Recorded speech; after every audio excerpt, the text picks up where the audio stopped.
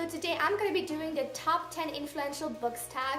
I was tagged to do this by Megamed4Books. I'm going to link their video down below so you can go and check it out as well. Basically, the only task you are given in this tag is to list the top 10 books that have influenced your life in some way or another. This is actually a really difficult thing to do because pretty much all books have influenced me in one way or another, but I'll just try and narrow it down for you. I think originally you were supposed to not give an explanation on why that book influenced you, but I kind of feel like that's the whole point, you know?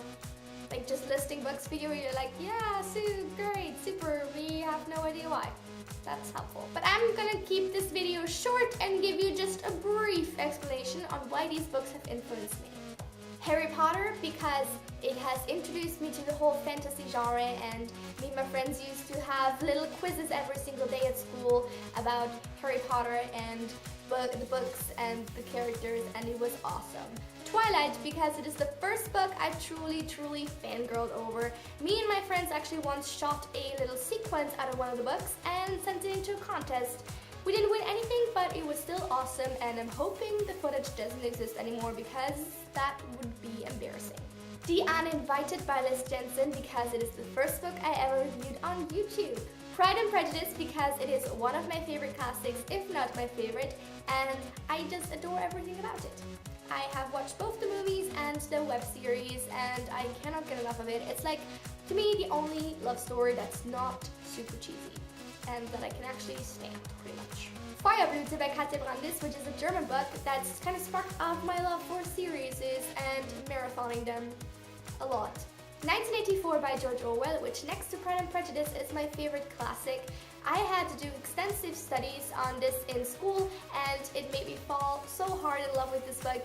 It is just wonderful. It's the first dystopian book I've ever read, and nothing contemporary can even remotely surpass it in amazingness. Before I Go to Sleep by S.J. Watson, because that was one of the biggest mindfucks I have ever encountered, and because it made me feel like shit after reading it, and also very grateful for my life. Tintenherz by Cornelia Funke, which has been translated into English and is there called Inkheart.